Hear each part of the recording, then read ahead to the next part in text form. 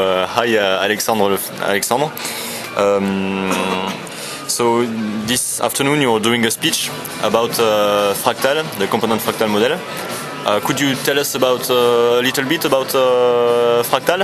Okay.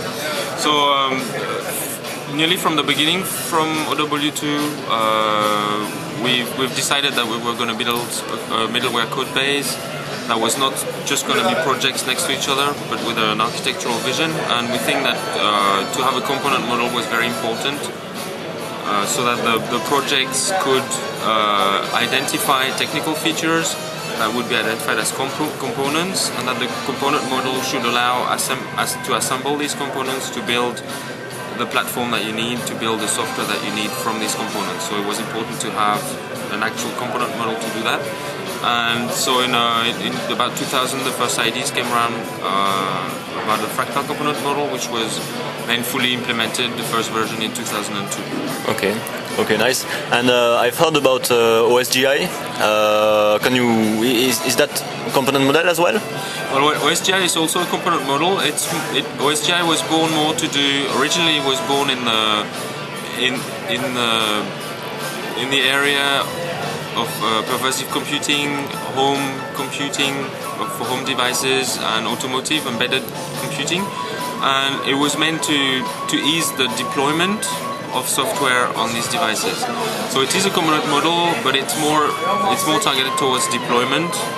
And there's a good complementarity between Fractal and OSGI, actually. And part of what we are exploring is how to make the deployment of Fractal components compatible with OSGI. So we're thinking of using OSGI to deploy Fractal components in the Java world. So one thing to say as well is that OSGI is Java, whereas the Fractal component model is independent of the programming language, and there's also a C implementation, a Smalltalk implementation, nice. .NET implementation. Okay, and from what I've heard, Spring as well is component model. Okay, so in the world of component models, you can say that there are component models on the application side and component model on the middleware side. So Spring is also a component model. It's so the application side component models are like EJBs or COM, for example, and the more generic component models, which could be applied to any software, is Fractal.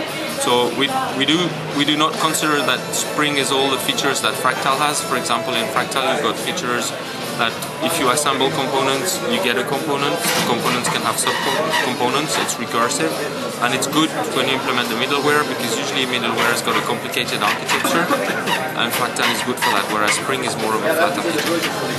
Okay, and is there some implementation of Fractal which are working quite well now? Yeah, so a few projects use Fractal in their implementation.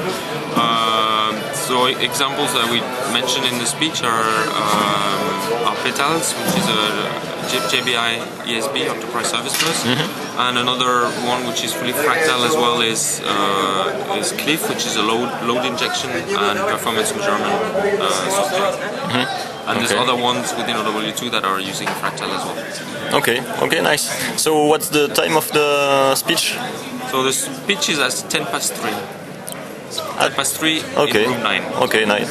So see you at the speech. I hope it will be nice. Thank you.